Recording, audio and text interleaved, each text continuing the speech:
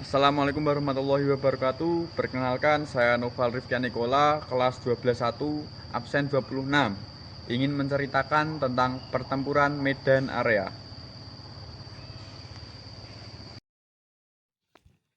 Kisah ini mirip dengan sejumlah pertempuran lain yang mengukir jejak di masa pasca revolusi.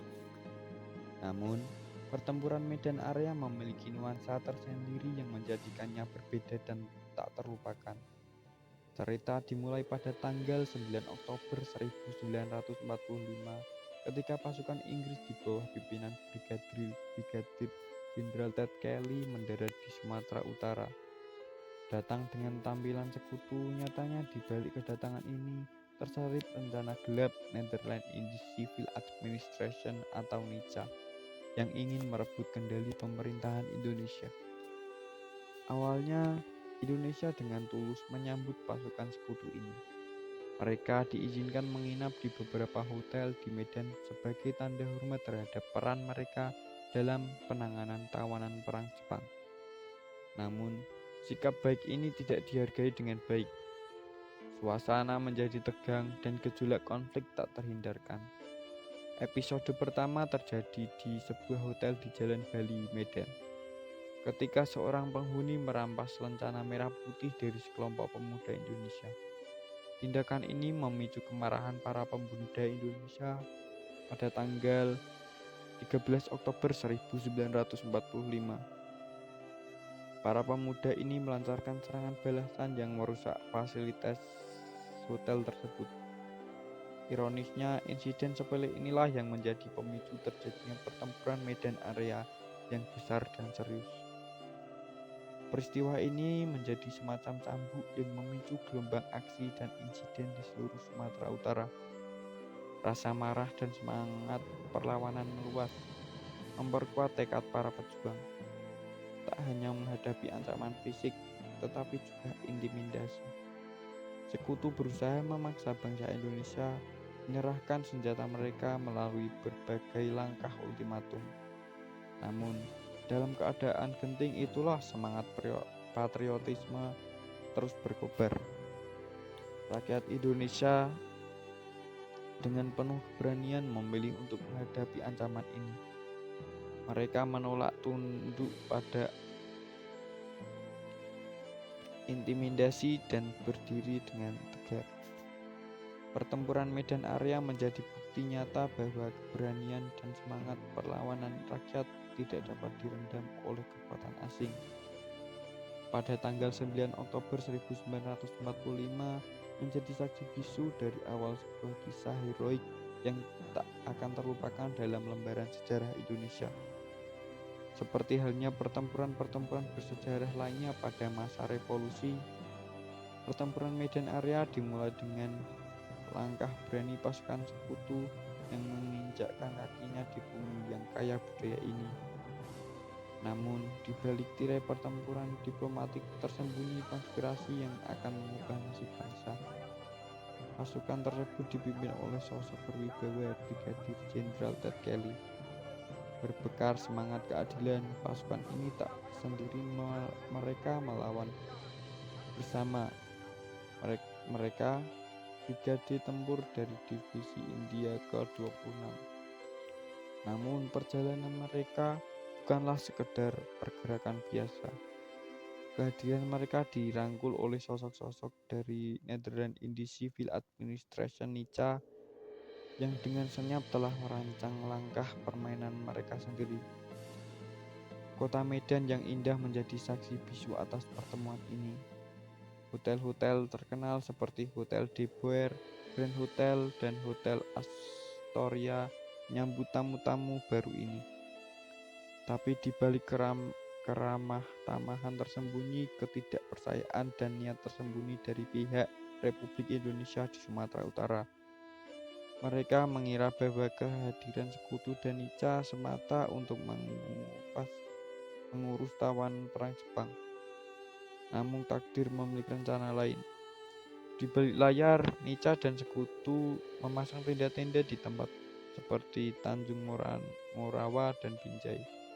Sambil memantau situasi dengan seksama, tak lama setelah mendarat, Tim dari Rehabilitation of Allied Prisoner of War and Interest atau RAPWI bergerak cepat. Mereka membebaskan para tawanan perang dari Pulau Bryan hingga Barastagi, lalu mengubah mereka menjadi batalion Knil. Perubahan ini membawa sikap baru, rasa angkuh dari para mantan tawanan perang menggelora. Mereka yang pernah ditahan oleh Jepang kini merasa sebagai pemenang Perang Dunia II. Sementara itu, di bawah permukaan yang tenang, para pemuda Medan membentuk divisi TKR atau Tentara Keamanan Rakyat.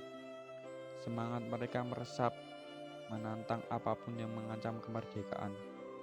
Namun keangkuhan itu tak bertahan lama ketika Nica dan sekutu melangkah lebih jauh, melintasi batas yang tak dapat ditoleransi. Medan menjadi panggung pertempuran. Percikan api pertama muncul di hotel di Jalan Bali, Medan, pada tanggal 13 Oktober 1945. Lencana merah putih yang diinjak-injak oleh seorang penghuni hotel menjadi titik balik di mana semangat perlawanan rakyat tak terbendung lagi. Dalam asap peperangan yang makin berkobar, kota Medan menjadi saksi bisu dari keberanian dan semangat juang rakyat Indonesia.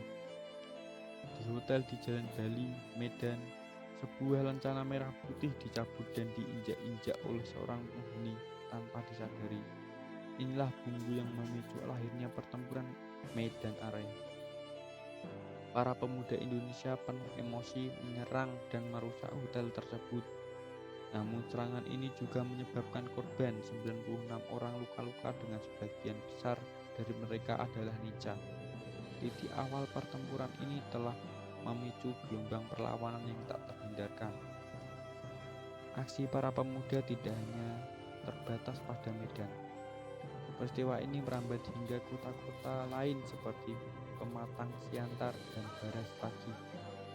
Dalam upaya memperlemah semangat perjuangan, Inggris memilih intimidasi sebagai senjata mereka. Pamflet-pamflet mewakili ancaman, menyerahkan senjata atau menghadapi konsekuensi serius. Bahkan Brigadir Jenderal Ted Kelly melancarkan upaya persuasif pada tanggal 18 Oktober 1945. Namun tak lama setelah itu suasana menjadi kacau.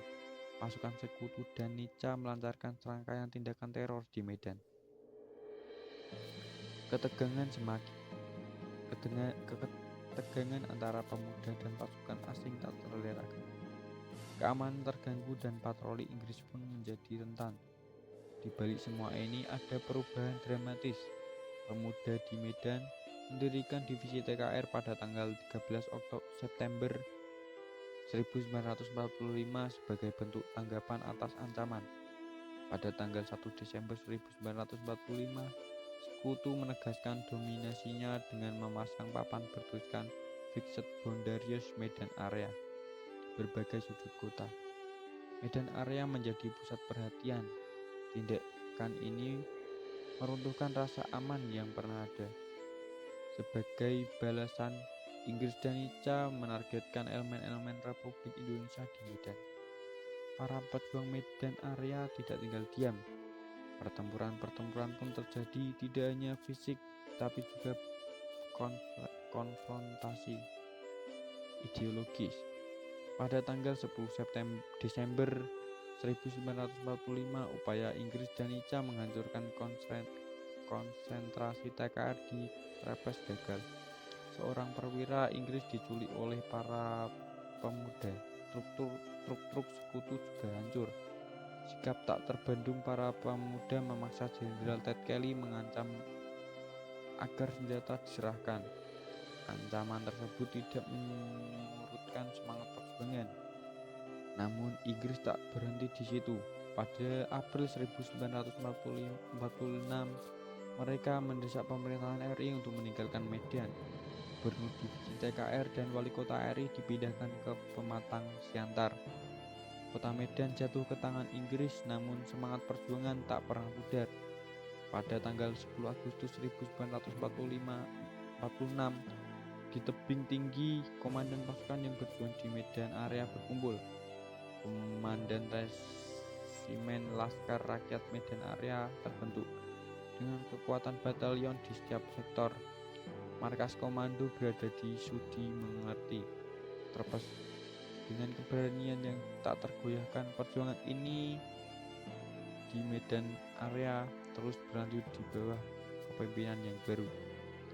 Babak akhir dari pertempuran ini membawa kita pada tanggal 15 Februari 1947 saat jam menunjukkan pukul 24.00. Komite Teknik Gencatan Senjata mengeluarkan pemerintahan untuk menghentikan kontak senjata. Namun ini bukanlah akhir dari cerita. Panitia Teknik Gencatan Senjata menetapkan garis-garis demarkasi yang mengukir batas bagi Medan Area dalam perundingan yang berlangsung hingga tanggal 10 Maret 1947. Garis-garis demarkasi yang melingkari kota Medan dan koridor Medan sampai Belawan akhirnya didefinisikan. Panjang total garis demarkasi ini adalah 8,5 km, menjadi pembeda antara daerah yang dikuasai tentara Belanda dan yang dikuasai oleh tentara Republik Indonesia. Namun tidaklah mudah untuk melukis garis batas ini di atas peta. Pada tanggal 14 Maret 1947 dimulailah pemasangan patok-patok dan garis-garis demarkasi ini.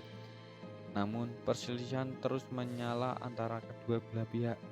Tanah menjadi simbol perjuangan, dan garis-garis ini tidak hanya memisahkan geografis, tetapi juga membagi pandangan dan tekad.